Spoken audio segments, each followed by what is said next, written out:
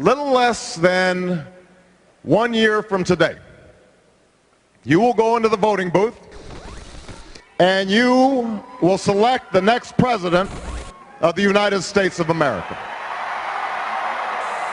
I think elections are about the future.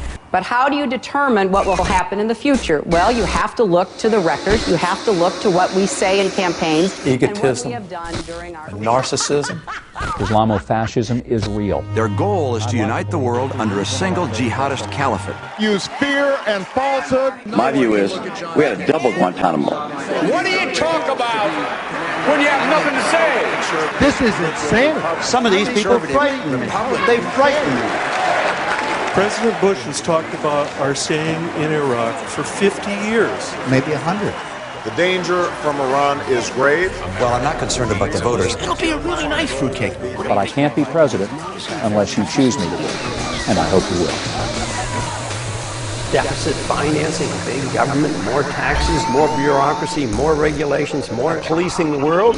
What are you guys talking about, you know? So many people say, oh, Ron Paul, he's crazy. That guy's crazy. And it's because they don't understand. And the reason that they don't understand is because they're getting all their news from the TV. I've been called everything. I've been called crazy. I've been called, when I got in a fight with the neocon guy, he said I'm a nut job. He said Ron Paul's a nut job. You know, I mean, Ron Paul has forgotten more about economics than this guy knows. I mean, you know, Ron Paul has forgotten more about the Constitution than this guy knows. If what's presented to them is right is absolutely wrong, how do you know any better? Do you know what I mean? Everybody's too busy paying the bills, trying to put food on the table and support their families to be as big a political nut as I am, or some of you are, you know, to keep up with it. You're just regular working people. Listen to talk radio some, maybe watch the news. If that's your worldview, if that's your perspective, how do you know any better? There is no news anymore. As you know, news is gone in television. It's entertainment. It's all entertainment.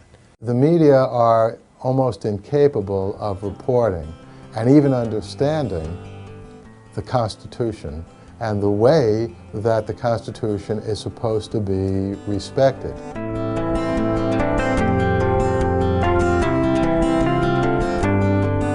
If he can get in the debates, and if he can make a statement, and if he can really clearly enunciate his views, I think it's a story that deserves to be heard, and I think it's a story that deserves to be told. And I was the one the most hesitant to get involved because I know time isn't right. Young people haven't heard about this. I'm not the right guy. We need more education because I believe that ideas move countries, individuals don't unless they're in the right place at the right time. The big impact was when Ron Paul started to appear in the debates. There were 11 guys on the stage and 10 of them were saying the same thing, and Ron Paul was standing out. We must win in Iraq. We're going to have to engage in the Middle East. This is a global effort we're going to have to lead. We will do whatever is necessary. The Iranians could grab the Shia South. We have a new strategy. Very confrontational and very aggressive. There will be chaos that will spread to the region and to the rest of the world. They ultimately want to bring down the United States of America. Congressman Paul, you voted against the war. Why are all your fellow Republicans up here wrong? Ron Paul is not the snappiest speaker. He's not the soundbite guy. He can't just say something real quick. I believe that when we overdo our military aggressiveness, what it does, it actually weakens our national defense. I mean, we stood up to the Soviets. They had 40,000 nuclear weapons. Now we're fretting day in and day night about third world countries that have no army, navy, or air force, and we're getting ready to go to war. The things that he's talking about don't have soundbite answers. You have to explore things a little deeper to understand what he's talking about. So he's trying to give you some backstory when he's giving you his answer. His style had rough edges, wasn't as polished. I knew a lot about that because I helped prepare a candidate, Herbert Walker Bush, for the debates. I was a shill, and so we would debate ad nauseum. So every line, every question was anticipated, and I could tell that what Ron Paul was saying was not for purposes of winning an election. They were gut reactions, truthful reactions to the issues. At the core, the justification for his positions, the reason that he took the positions that he did was based in individual freedom. A national tamper-proof ID card. Yeah, I think that's critical. They have to have a document. A national special card. Absolutely. A tamper-proof card, a database, name, date, birth date, biographic information. Dr. Paul. I am absolutely opposed to a national ID card. This is a total contradiction of what a free society is all about. The purpose of government is to protect the secrecy and the privacy of all individuals, not the secrecy of government. We don't need a national ID card. Ron Paul is completely uninterested in telling other people what to do or being told what to do. And there are very few people like that in politics anywhere, ever. Because politics is, of course, about amassing the power in order to tell other people what to do. And Ron Paul rejects that. I support federal funding. That's a yes. Dr. Paul, yes or no on federal funding? Programs like this are not authorized under the Constitution. The trouble with this... He would take even issues that most people would consider minor, but vote on principle, even if it meant he was the only one voting against or for, whatever it was, usually against. Would you work to phase out the IRS? Immediately. That's what they call a softball. And you can only do that if you change our ideas about what the role of government ought to be. I was just absolutely shocked that I was listening to a man who was speaking the truth about economics, speaking the truth about foreign policy, and I just said to myself, who is this guy? Where's he been? And what is he doing up on stage with all of these other Republican candidates? He'd talk about central banking, which is off the table. I mean, it's not even an issue. No politician raises it. No presidential election has ever turned on it. It's just been quietly removed from the political conversation. He brings it back. We live way beyond our means with a foreign policy we can't afford and an entitlement system that we have encouraged. We print money for it, the value of the money goes down, and poor people pay higher prices. That is a tax. And I began to realize that this man is no joke. He is America's last true statesman, and he has actually been saying the same thing for the past 30 years about what our federal government needs to do to serve the people. That is, namely, follow the Constitution. Suddenly, a lot of people who love the country and haven't voted precisely because they feel like it would be an insult to the great history of this country to vote for one or the other criminal, are so excited at the prospect that, wait a minute, maybe the country can be saved after all. I think there is a market for, an appetite for his ideas.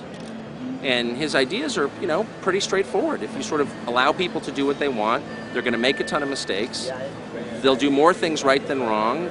But in either case, you don't really have a right to intervene. This was the first election where you had somebody like Paul, where you could actually see a reflection of grassroots support, through the internet. The closest thing I can think of is Howard Dean in 2004, but that pales in comparison to what happened to Paul, especially with young people. My name is Michael Nystrom. We are in my home here in Arlington, Massachusetts, which is a suburb of Boston, and I created and run a site called The Daily Paul. We had to become our own media. That was a big part. I mean, the internet was a major driving force in spreading the word. What was so wonderful about the Ron Paul campaign is the new free press was utilized, the internet. And that was wonderful because that's the next generation. Going back to take a look at world headquarters of the Daily Paul. Here it is. Probably not what people imagine, but... It's funny, you'll hear Limbaugh and all these guys talk about, well, some blogger wrote. Well, some blogger, who are you? I know you make $400 million a year, but what are your political credentials that your opinion is more important than some blogger?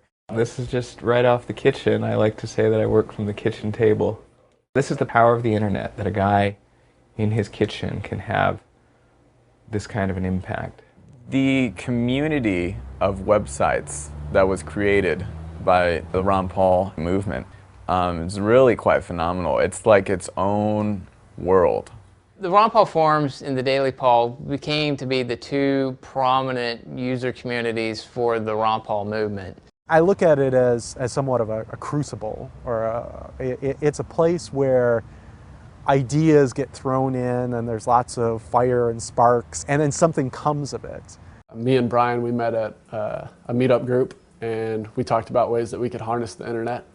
Meetup is a website where people with like interests can form social organizations, groups, and use the internet as a basic tool for the structure of their organization, where they're going to go, when they're going to meet, and it's basically their communication hub. We were, explosive growth for a long time. The number of people in meetup groups, I know McCain, he's got like 5 people. Blew away every other candidate by a mile. 4,000, 5,000, something like that, groups around the world. And not just in America, I mean around the world. They were in Belgium and Australia and just, they were everywhere. Well, he is one of the 10 presidential candidates to face off in tonight's debate right here on Fox. But I got to tell you, I have never seen so many viewer emails urging us to get a candidate on our air as I have with this particular gentleman. How are you going to stand out tonight? Well, I guess just telling the truth like I did last time, and we did very well. In the debate, when you get 1 minute and 30 seconds, maybe for a rebuttal, and it might take you a sentence or two to really collect your thoughts, it's a bit challenging. So sometimes after I looked at it, I said, well, I did better than I thought I was going to be able to do. It is the constitutional position. It is the advice of the founders to follow a non-interventionist foreign policy. Stay out of entangling alliances. Be friends with countries. Negotiate and talk with them and trade with them. They looked at that Republican stage that night and they're like, what is this guy saying? We've never heard anything like this.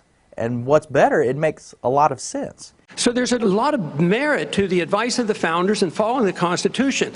And my argument is that we shouldn't go to war so carelessly. When we do, the wars don't end. He was talking more about the things that really matter, not the war in Iraq, but should we be the policeman of the world? Should we be at war anywhere, and why, and when, and under what circumstances? Congressman, you don't think that changed with the 9/11 attack, sir? What changed? The non-interventionist policies. No, non-intervention was a major contributing factor. Have you ever read about the reasons they attacked us? They attack us because we've been over there. We've been bombing Iraq for 10 years. You know, if we misbehave around the world, you know, there are going to be people in the world who don't like the United States, period, end of story. I think that's just common sense. I think most kids know that at the kindergarten level. It's very easy to be Rudy Giuliani and say, we got to get the terrorists, or, you know, yeah, people will vote for you for that. It's very hard to get them to vote for somebody who actually makes them think or says, wait a minute, these slogans are fit for a 7-year-old. Right now, we're building an embassy in Iraq that's bigger than the Vatican. We're building 14 permanent bases. What would we say here if China was doing this in our country or in the Gulf of Mexico? We would be objecting. We need to look at what we do from the perspective of what would happen if somebody else did it to us. And I thought, what fun. How are they going to answer that? And it must have been embarrassing for the other candidates to have to sit there and hear this deep discussion and to know in their hearts the guy's absolutely right. But are you suggesting we invited the 9/11 attack, sir? I'm suggesting that we listen to the people who attacked us and the reason they did it. They have already now, since that time, have killed 3,400 of our men, and I don't think it was necessary. Ron Paul had the courage and integrity to call out the established fantasy that a lot of the neocon and establishment politicians have, which is that, you know, the United States, anything the United States does around the world is morally good because we, quote unquote, have the moral high ground. Why are we being attacked? Well, you're not allowed to ask that question. We're being attacked because we're such wonderful people. Well, why else? That's really an extraordinary statement. It's an extraordinary statement as someone who lived through the attack of September 11, that we invited the attack because we were attacking Iraq. I don't think I've ever heard that before, and I've heard some pretty absurd explanations for September 11. I would ask the congressman to withdraw that comment and tell us that he didn't really mean that. And Dr. Paul wouldn't back down. Everyone in the audience wanted him to pander and say, oh yeah, no, I didn't mean it like that. I meant it this way.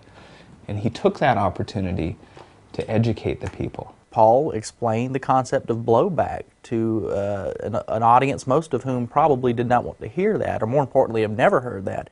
Congressman? I believe very sincerely that the CIA is correct when they teach and talk about blowback. When we went into Iran in 1953 and installed the Shah, yes, there was blowback. The reaction to that was the taking of our hostages, and that persists. And Paul pointed out that the primary cause of the threat of terrorism in the United States comes almost exclusively, not even sort of and piecemeal, but almost exclusively, because of our foreign intervention over there. And if we ignore that at our own risk. That if we think that we can do what we want around the world and not incite hatred, then we have a problem. They don't come here to attack us because we're rich and we're free. They come and they attack us because we're over there. Every single Republican on that stage wanted to get in their 2 cents about what Dr. Paul was talking about. Can I have 30 seconds, please? No, wait a second. We'll all get 30 seconds. They are coming. We all want 30 seconds to talk about this. During the Republican primary, after each debate, Fox News would do this, the phone texting. Sean Hannity, text us right now, whatever the digits were for your candidate, In each Fox News poll, this was a poll conducted by Fox News, Ron Paul overwhelmingly won. Here's a look at the early results of our text message poll. In first place, Ron Paul, surprisingly. What does it say that he's doing so well in our text messaging among those watching Fox News? To be honest, right says absolutely nothing. Maybe he's a little bit better organized and having his organizers do the necessary dialing. On the one hand, you're taking it seriously enough to put it on, and then on the other hand, you're saying, no, don't pay attention to the person who's in first place. Look, text polls are text polls. It's like internet polls. It's not even phone calls. He did not win that debate. He did not win it. Why would he try to discredit their own poll? Doesn't make any sense. In second place, Governor, you're in second place with 27%. Third place... If Romney had won, you would have seen ticker tape parade stuff happen in the studio. They would have brought out, horses and Clydesdales and chariots. Would have, talked for about 10 minutes about how great Romney is, and it makes sense that Romney won. Sean Hannity, more than anybody else on Fox, just without any subtlety, rips down anything that he disagrees with and doesn't even provide an excuse or an explanation. If we feel strongly about it, why don't we declare... If a woman is being raped next door, do we just do nothing there either? This is just going to shake the establishment. They do not want this guy running for president. I want to be president of the country, not president of the Republican Party. You got to get the nomination first. Yeah, but... This is an unusual figure, a liberty-minded, anti-war person. That this is not only not a contradiction in terms, it's the only sensible political philosophy there is. I think Ron Paul basically, for me, it's done. That was a fabulous boost for Ron Paul's campaign. I think that's when a lot of people woke up. There's no question that Ron Paul struck a chord and it resonated with many people. The Ron Paul moment, and that's exactly what that was. And it was after that moment, after May, that traffic all over online really started to explode. When Giuliani gave us a boost, then I realized that there's a lot of support out there. Paul is truth! Paul is truth! Paul is truth!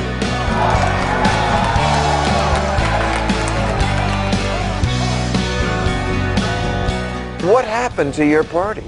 They've lost their way. It was the lead story in the next 24-hour news cycle, and of course I think that what they all figured was, well, that'll be the end of Ron's campaign.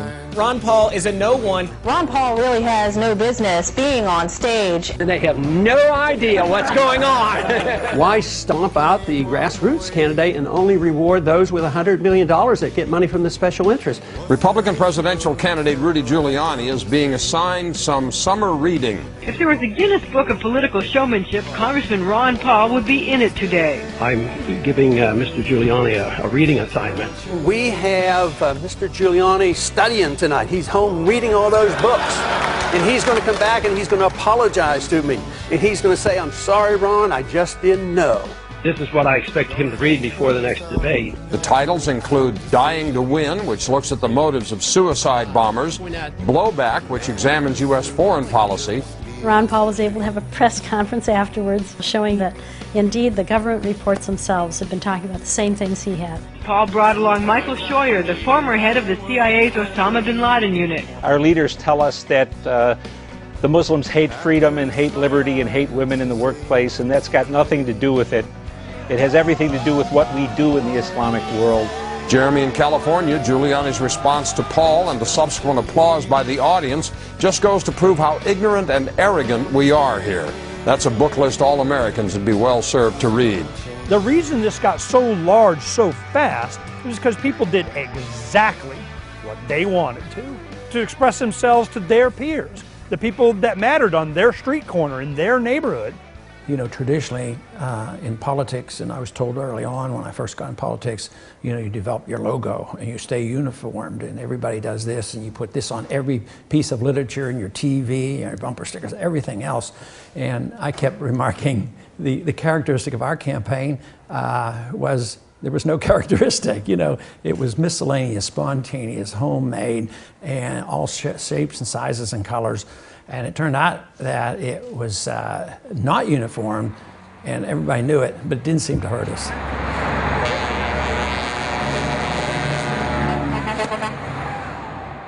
The sign bombing culture that developed as a means of spreading awareness, and was something that I did, you know, climbing up on overpasses, you know, putting up signs with zip ties. These are all things that the grassroots thought of because their man wasn't getting the attention.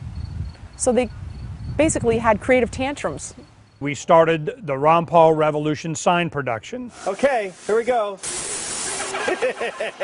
We would do this every Friday. We have at least 1 to 3 stations across, just in Arizona, the Valley of the Sun here. We would have people on a Friday making 200-300 signs. See, that's another batch of another 42 more signs for tonight. Young people are, it's just, they're natural born activists. It's in their blood. They're, you know, they're rebellious. They rebel against their parents and their teachers, and so it's in them, you know, not to be fearful and to stand up. Don't just play by the rules. Think of ways to do unique things that break through. It's not just what kind of places. It's like, can you attach it? If you can attach it, it went up. Just walk down the street inconspicuously with the signs. You know, then you get somewhere, put up a sign, just keep on walking. And all these young people that had never even, they go, you got a permit to put that sign up? Never even crossed their mind. Didn't even blaze over their cortex, brush it at all, that they were going to seek some kind of permission from the man to challenge the man. Yeah, don't you like that little Spartan thing going on? Yeah, looks just like him, man. Looks just like him. Campaigns are very leery about sort of these volunteers. That is, they want people to come in and volunteer for the campaign. And they want you to do exactly what you're told. Come in and stuff envelopes or do this. What they don't want is anybody who will have any kind of loose connection with the campaign, but also some initiative who's sort of freelancing, you know, because those people can end up violating the law because they're not consulting the lawyers, and that gets the campaign in trouble. And so we've seen this sort of death of this type of spontaneous campaigning, and we've seen the centralization of campaigns. Campaigns become more and more centralized, especially presidential campaigns.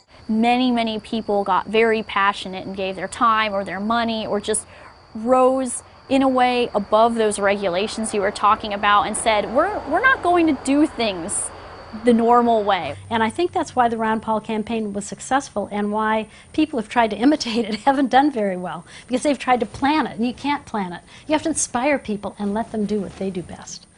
I wrote about one of the first times people tried to mess with the Ron Paul movement. It was in Iowa, when there was a candidates forum being put on by the Iowans for Tax Reform. They didn't want to let Ron Paul participate. Ron Paul's been long said to be the taxpayer's best friend. I don't think he's ever voted to increase taxes once, because he doesn't think there should be any, no income tax in particular. You know, it would be like not inviting Batman to your convention against the Riddler. You know, how could you not invite Ron Paul to this? So the Ron Paul people decided they were going to have their own event in the next room.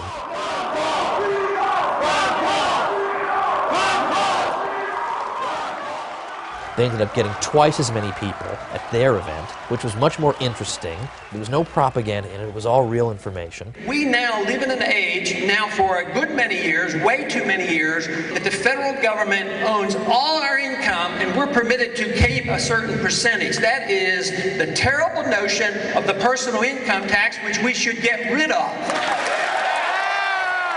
And here's Ron Paul, by the way. You know, he wants to abolish the IRS and replace it with nothing.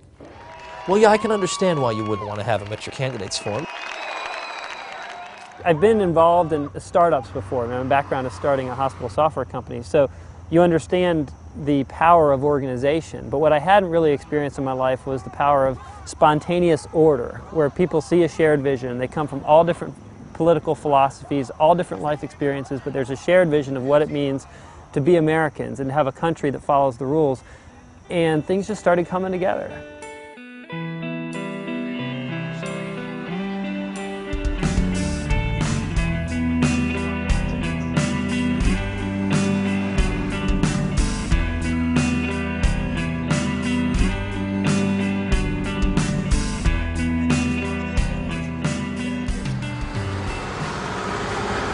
As you can see, Mitt Romney's got buses coming in from the four corners of Iowa.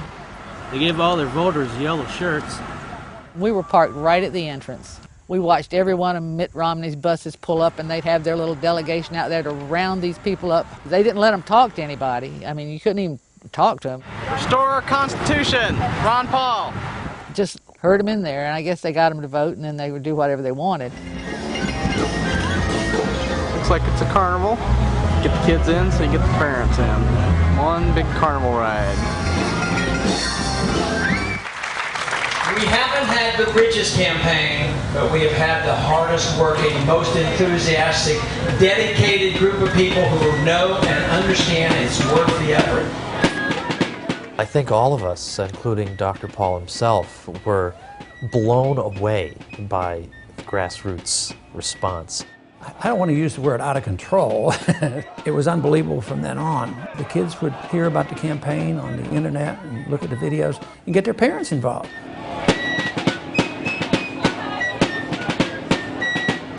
We have allowed our nation to be overtaxed and overregulated and overrun by bureaucrats. The founders would be ashamed of us for what we're putting up with. This is of a piece of a sort of 230-year-old American tradition of, you know, rugged individualism and independence and reverence for liberty, and those things are not as alive as they once were in American society, obviously, but they still exist, and I think Ron Paul speaks for a lot of people who still uphold those ideas. The Constitution was written very precisely to restrain the power and force of government and to protect the liberties of each and every one of us.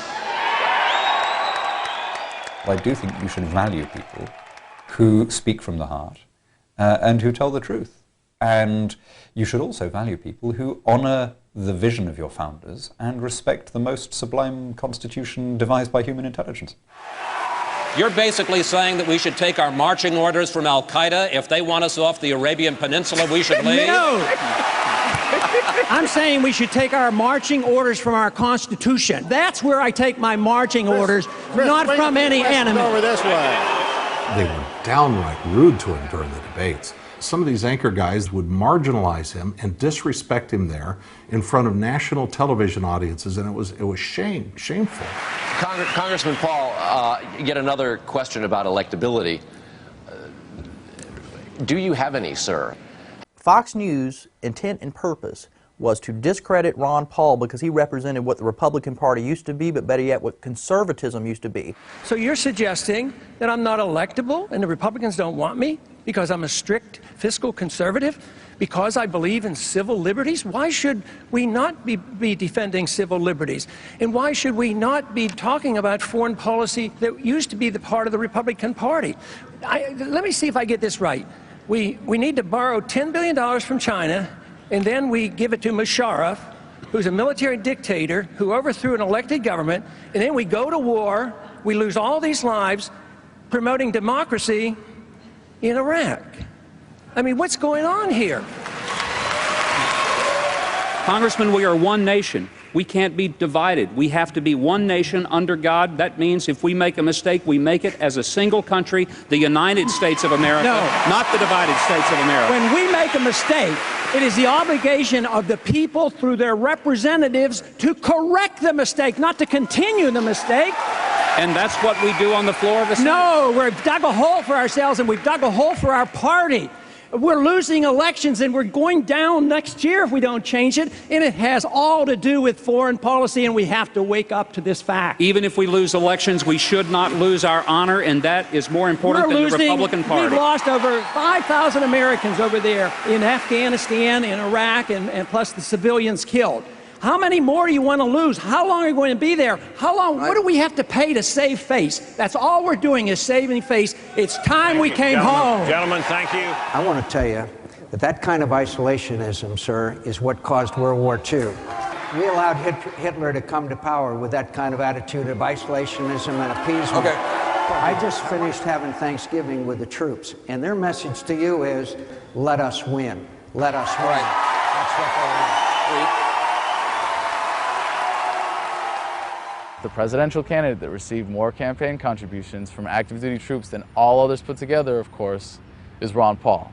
And it really says a lot that the politically aware people in the military, those that are paying attention and engaged in the political process, are supporting someone who advocates an immediate withdrawal. So what John is saying is just totally distorted. He doesn't even understand the difference between non-intervention and isolationism. Ron Paul's non-interventionist view was, no, we shouldn't bomb these people, we shouldn't put sanctions on them, we should instead have free trade, cultural exchange, we should understand each other better. What in the world is isolationist about that? Trying to make this distinction with John McCain, seriously, I might as well try to explain the Copenhagen theory of quantum physics to him, so we'll leave him to his mistakes. I think Congressman Paul should not be reading as many of Ahmadinejad's press releases. It really bothered me how unfair they were with him. But then at the same time, it reminded me of that saying that Gandhi said, first they ignore you. You say that you would eliminate the IRS, the CIA, then they laugh at you. The Federal Reserve, the Department of Homeland Security. Then they fight you. Do you have proof of that? There's no proof. There's absolutely proof of it. It's been chronicled all. And then you win. First place with 35%, Ron Paul. Rudy Giuliani came in second. Oh, here we go again. Driving Hannity It's crazy. driving me We're crazy. 60. I got very angry with you tonight. Oh, my. I know. We have some agreements. First time? On Is that first time ever? No, not the first time ever. You should be nice to your guests. It's a shame that the Republican Party pushed Ron away. If they would have just grasped this message and said, yep, you're welcome, come on into the party, the Republican Party would have been huge. But instead, they shut it down. Yeah, I didn't walk away. I guess I was, confident enough that they were wrong. This country is in a revolution. They're sick and tired of what they're getting, and I happen to be lucky enough to be part of it. Ron Paul had a good day yesterday, a very good day. Supporters dropped $4,380,000 in 24 hours. And it's believed to be one of the biggest internet fundraising efforts by any candidate ever. Ron Paul's fundraising was actually done by volunteers who simply stepped up to the plate and said, all right, everybody out there on the internet, we are going to give money on this particular day. What if 100,000 of us donated $100 each on November 5th for a $10 million day? His supporters raised the cash on November the 5th to commemorate Guy Fawkes. This guy was a British terrorist who tried to overthrow the government by blowing up Parliament and killing everybody in it. Two important things can be thought of or represented by that date. One is, yes, Guy Fawkes, but the other is the movie V for Vendetta, which was a movie that touched on that historical date in order to create a new theme that was a reaction to the propaganda of the state, the police state, the spying, all these things that were going on. I want everyone to remember why they need us. And so it was no shock that they would try to focus on something that really wasn't the motivator for the day at all. Were they contributing to your campaign, or was this all about Guy Fawkes Day? Explain to me what those supporters who are drawn to you on that kind of anniversary are trying to say. That's what they do. The media, I believe, intentionally, from the get-go, has marginalized his message, has tried to make it something that it isn't. So that's what news has been reduced to, and it is very dishonest. Is this the same kind of thing, or is this worse than what it was in the 60s with the radicals then? Oh, I think it's much worse. Totally in bed with the Islamo-fascists and have turned against this country. But it's out there, it goes, it's gone, it's believed, becomes part of the subconscious of the electorate and how they vote. Our supporters, of course, are a lot different than others. Others are doing it for superficial reasons, but people who would join our campaign did it because they were philosophic people and they believed in something and they were motivated. So I think it represents a huge movement. You hear grassroots all the time with Ron Paul's campaign. And one thing I learned, it's not a word. It's not like change. It's just not something you just hear. It's something you see. Ron Paulers outnumbered and out-rallied all the other candidates' people combined. It was just, it blew me away, so I knew I was in the right camp. And we had fun, because if you're not having fun, you're so doing it wrong.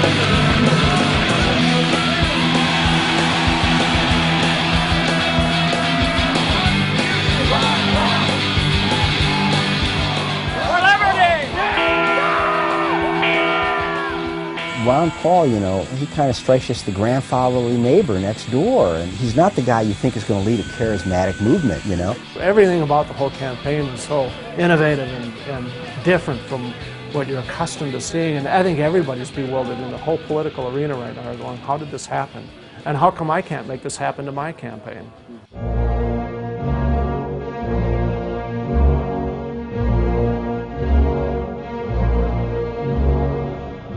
Supporters of Ron Paul may dominate on the internet, but now they have their sights set on U.S. airspace. I think the blimp has got to stand out in everybody's mind. I mean, that was just such an outrageous thing to do. You know, you can ignore people on the ground holding signs. You can ignore people on the internet who debate passionately in forums. It's really hard to ignore a blimp. The Skyship 600 is quite special. It's the largest blimp in the world. It's about 200 feet long, about 70 feet high, 65 feet wide, and I think it's probably the only time that an airship was used to promote a presidential candidate, in fact, or any politician for that matter. Which I thought was a great PR stunt. I thought that was a great way to advertise Paul and unique, and everybody was talking about it, Ron Paul supporters or not. It took off December 12th, and it flew till pretty much the end of January. We were very impressed at how quickly a seemingly random group of people could pull together this rather unusual, unique project. Just great stuff. I mean, the imagination those people that like Ron Paul are showing it does a heart good. Somebody who's become jaded by the same old, same old. We had a certain leisure to do something fun with the blimp, whereas, you know, traditional campaigning, you know, we send out brochures, we send out flyers, we have a bus. You know, traditional campaigns don't put blimps into the air. I mean, you didn't see Obama or McCain having a blimp. That was unique to Ron Paul. What really works is when people are passionate about their work, when they're passionate about the campaign, and they step up to the plate and do what they think is right without having to take instruction from the higher-ups. In my experience, I just saw too many people worrying about getting somebody else to do something and not enough people doing something themselves. And the next thing I knew, I was pedaling a bicycle across the country. I pedaled 3,700 miles from the Santa Monica Pier in California in Los Angeles to the Jefferson Memorial in Washington, D.C. My whole life for 6, 7, 8 months was Ron Paul radio, get Ron Paul elected. That's the only reason why I was alive. The newspaper ad in Iowa before the straw poll. I mean, that was probably the first big project that the grassroots put together where everybody just contributed from all over. My husband went to work one morning and he come back and I'd already started painting on it and he said, "Oh my God, oh, babe." Then he helped me. A group of political activists is spreading its own message, one step at a time. They are walking from Green Bay to Minneapolis. And Jerry, their message is relatively simple. We feel that the federal government is overstepping its bounds and treating the Constitution like a suggestion book and not like a legal contract. And so I called up USA Today. I said, what does it cost to run a full-page ad? And they said, it's about $70,000 to run a full-page black and white ad. And I said, okay, I can do that. We'll do that. We probably had 2,000 editors of this ad. For the High Tide promo, somebody introduced the idea about making a video that would promote Ron Paul's message, kind of like a campaign video, but a little bit different style, something that's never been seen before, like a movie preview. People that saw the video that didn't know who Ron Paul was said, this is an amazing message. Who's the guy in the video? And that's one thing we're trying to show also, is that it has a timeless feel to it, that the message of freedom is an everlasting message. It can never get old, and it can never die. One of the really appealing things about Ron Paul is that he understands the importance of history. He understands the importance of seeing where you're coming from and of not having the presumption in one generation to toss away the accumulated wisdom of ages. Today, as we gather here in Faneuil Hall, we are going to set a record for fundraising. We are sending a message to the world that we won't be ignored. The establishment in their high-rise penthouse views laughs at you. They laugh at us, the Ron Paul rabble. But you know what? They're not laughing today. Revolution's in the air. The resistance is on. Take action right now, ladies and gentlemen. Call everybody you know. We are blessed to have had Ron Paul stand for us all these long years. Now we are here today to stand for him.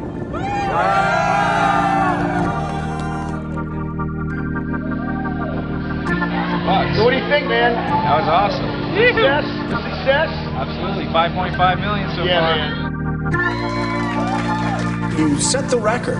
In the history of American politics, nobody has ever raised more money on a single day than you. Gosh. And yet, this is happening without your campaign people coordinating. This is completely about grassroots, and it's completely about you just saying what you believe in. There was a lot of interest building up to the first primaries in Iowa and New Hampshire, and there was so much interest online that nobody really knew how he was going to perform in the primaries. We're about to go where no man has gone before. We don't do it because it's easy, we do it because it's hard. One small step for man, one giant leap for Ron Paul.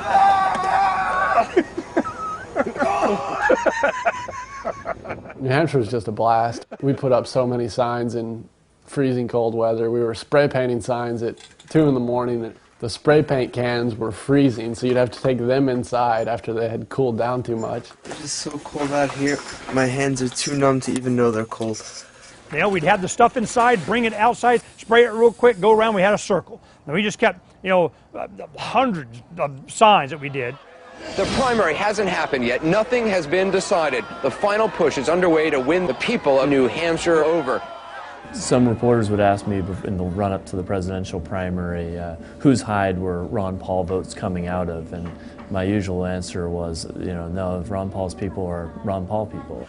I guess I did some sales on a highway once when it was shut down, but I've never done anything like this in a snowstorm. Ron Paul, he's trying to save the country, believes in this, what's it called, Constitution? That's what they call it, yeah. A lot of politicians aren't sure what that is, but...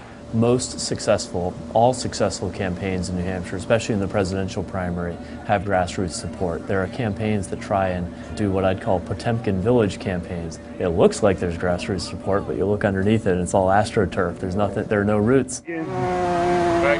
Those ones get exposed and fail every time. Please welcome Ron Paul.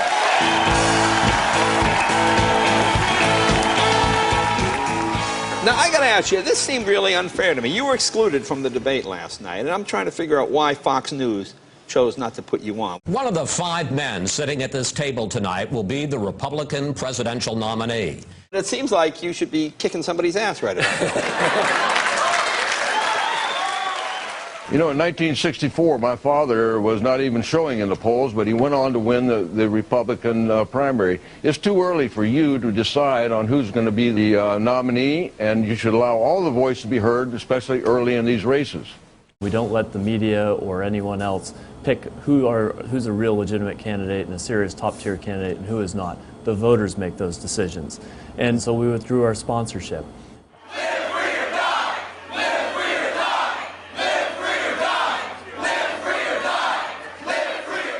A lot of people put a ton into the campaign, and when they could see someone else just wipe out so much of the work because of their position in the media, they didn't like that. They didn't appreciate it.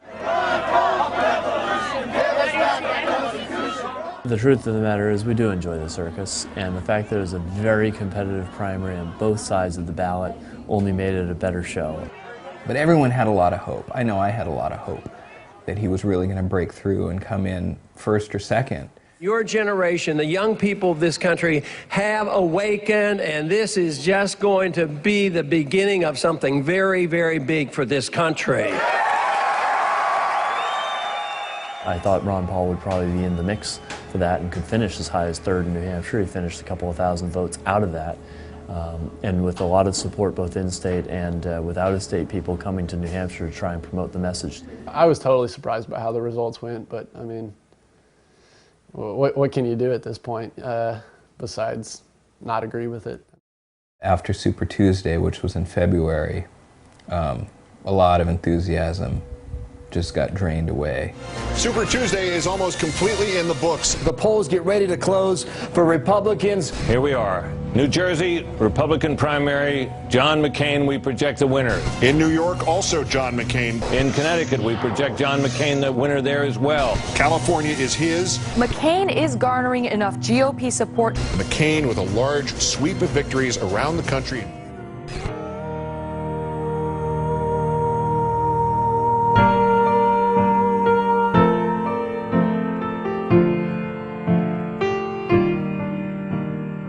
You feel it in your heart. You know the guy is right.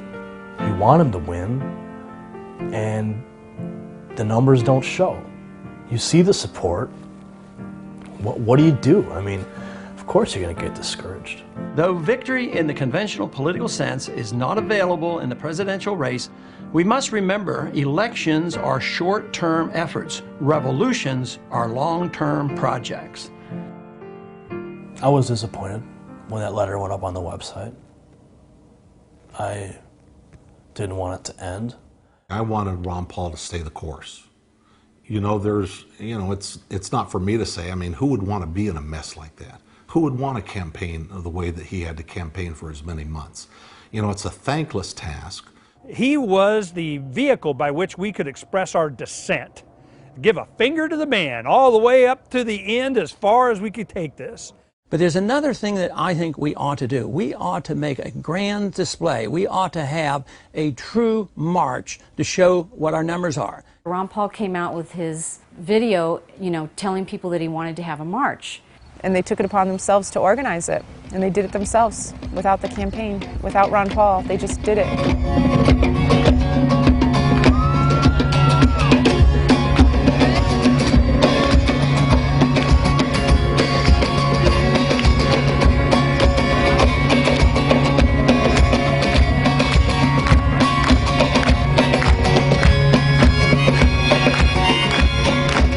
My theory has always been that if you ever can bring about revolutionary changes, two things would be required. The young people would have to be involved. You'd have to have music. The freedom sound, it rings past politics and all its empty words. That was like the thrill of a lifetime to be playing in front of the Capitol building with all those protesters. It felt like something out of the 60s or something that I'd only seen, previously. The revolution is worldwide. It's always been worldwide. Would you listen to a poet or a prophet? Journal all this world's injustice or try and stop it. Can you feel the coming change? Though hell is here today, hope is on its way. 95, 100 degrees. It was unbelievably muggy and hot and miserable. But these people showed up, and the DC police told us that at the height of the march, there had to be 15,000 people there. Of the tyrants and the good old boys. As Iraq veterans against the war, we are resisting an occupation we once risked our lives for. We swore to support and defend the Constitution of the United States of America, but we found out the hard way that the greatest enemies of the Constitution are not to be found in the sands of some far-off land, but rather right here at home.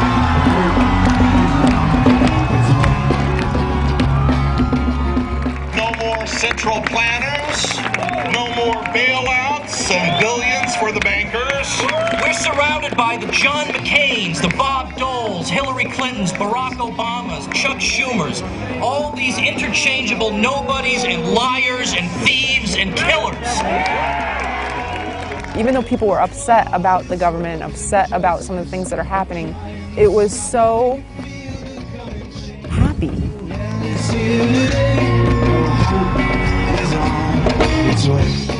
After the Revolution March, people started talking about the Rally for the Republic, and it was like the next big thing, and everybody was really excited about it. And I started getting all these emails like, hey, I'll see you in Minnesota, really looking forward to hearing you again.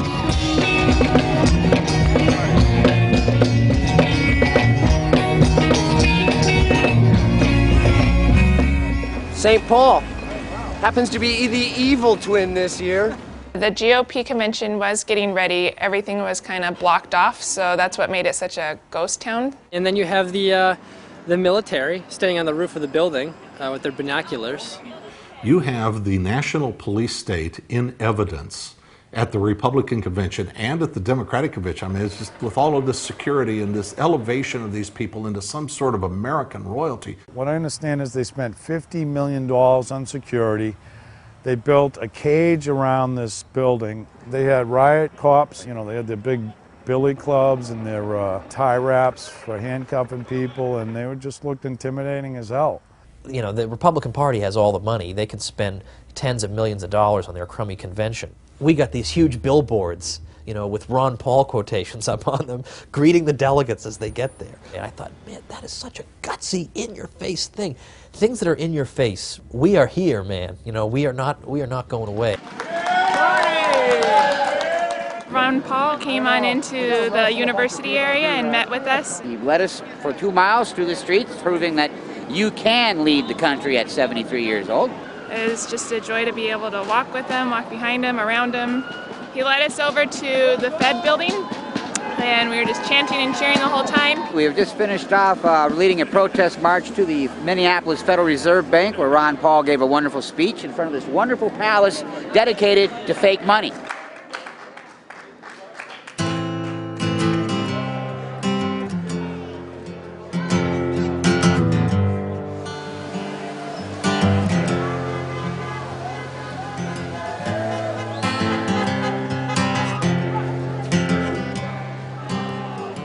Certainly was an act of defiance to go ahead and choose an arena just on the opposite side of town from where the national convention is going on. Even after the guy is not in the race anymore. I mean, again, who is doing this for any other candidate? Who would do it even if being paid to do it?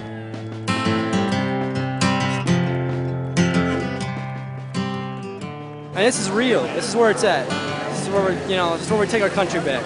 We just arrived for the big event, for the Rally for the Republic. We're ready to go. Everybody's pumped, everybody's excited. Ideas spread, they can't stop them. An idea whose time has come cannot be stopped by any army or any government.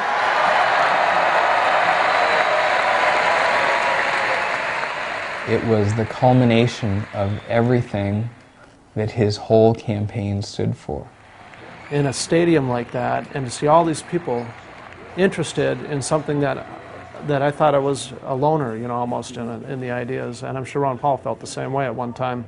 In the past 18 months, it was discovered that the ideas of liberty and the revolution was alive and well, and we're celebrating it here tonight. History constantly recycles and reinvents itself. Ron Paul touched a nerve, a deep nerve. Some people didn't even know that it was there till he touched it. So once again, I want to thank you from the bottom of my heart for the trust that you have placed in me, but more so the trust that you have placed in the concept of our God-given rights to our life and our liberty. Thank you very much. I almost feel as if he's saying, you know what, if people want what I'm offering, they'll make it happen. And I think that's why the grassroots just simply hasn't given up on him. We want an America full of principled people. Not people who say one thing and do something else. Say anything to get elected, but who say what they mean what they say, and they live their lives by those principles. And that's why he can animate the grassroots.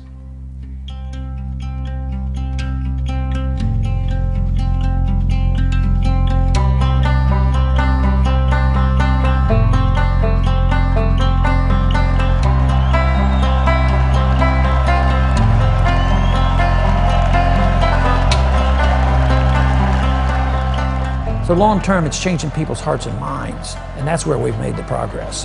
But really what has happened is we have awakened a lot of people to look into our philosophy. Don't give up. Don't retreat into cynicism.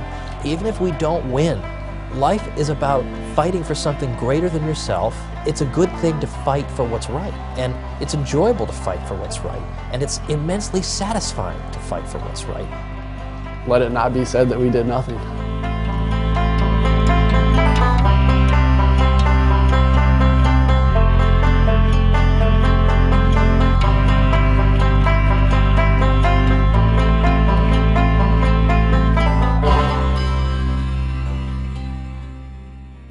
no doubt that what was sparked by Ron Paul is not finished. It's not consummated. It's ongoing.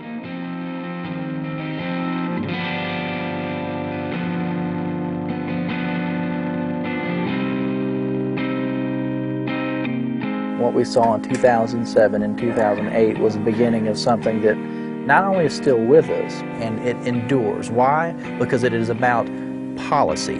It is about ideas. It's time. I want my freedom back. Who else wants the freedom back?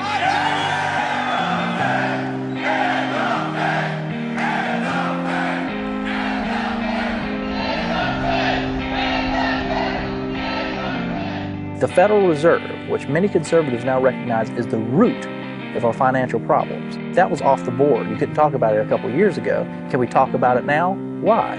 Due in large part to Ron Paul, thanks to the fact that he was running for president. He was Tea Party before there was a Tea Party. And that was certainly the beginnings of what we recognize as the Tea Party today. It was the genesis, if you will. People who never cared about politics before got involved. What brings me out here today is that people need to let this government know, both state and national, that we are fed up and we have had it.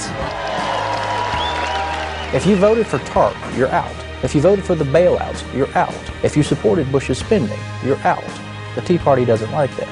And that's why a guy like Ron Paul becomes more popular, because his conscience and his record are clean. But we have gone a long way from the dictates of the Constitution. That is not part of the American tradition. Fox News is broadcasting it right now. Ron Paul won the straw poll against Mitt Romney, 31% to 22%. When freedom dies in your heart, no speech, no emotion, not even a reaction to a tyrant can bring it back.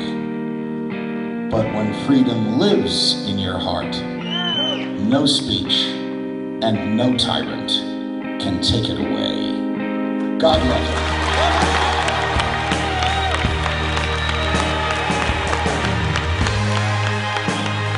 A show like Judge Andrew Napolitano's show Freedom Watch on Fox Business wouldn't have even been popular 2 or 3 years ago. The views that he expresses, accepted by mainstream conservative audiences, in a primetime slot on a major network like that, that's a revolution in and of itself. We had a little election down in Kentucky.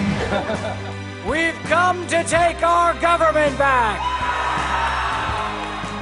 Rand Paul winning the election, becoming a senator, has a little different style than his dad. It's basically the same constitutional conservative message, but between the two, you're seeing a bigger, a bolder liberty movement.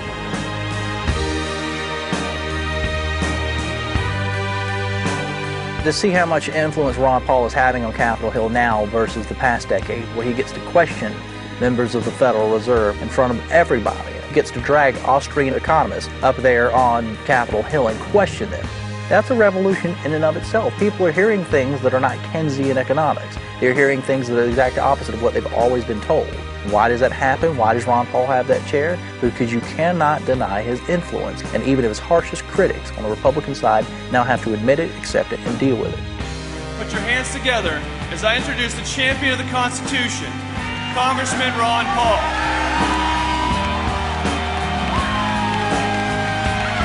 I'm glad to see the revolution is continuing. The winner of the straw poll, Congressman Ron Paul.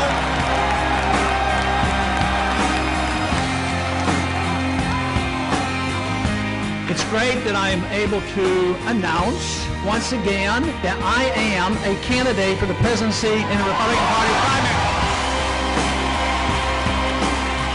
If we're really going to turn this country around, we have to have a revolution in our minds and our politics as much as anything else. More Americans than ever are not only beginning to see that, but are waking up to it and are excited about it. Things are trending our way. This is our moment. This is Ron Paul's moment. And we're going to revolutionize this country.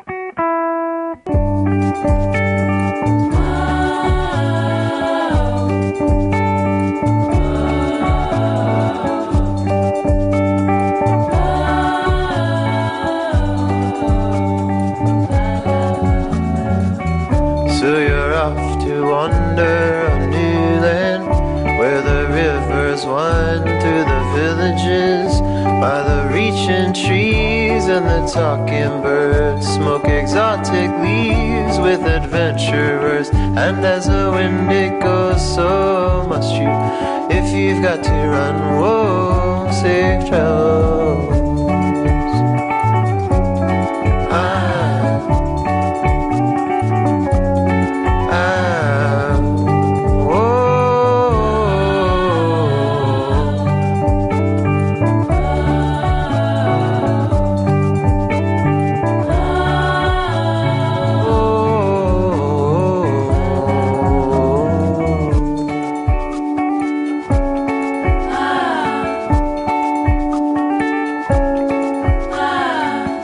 There's a world to see, so they tell me. Maybe time you leave this old city, that the seasons change, they always do. I'll be waiting here to talk with you. And as the river runs, so must you. If you've got to run, whoa, safe travels. Oh, safe travels. Oh, safe travels.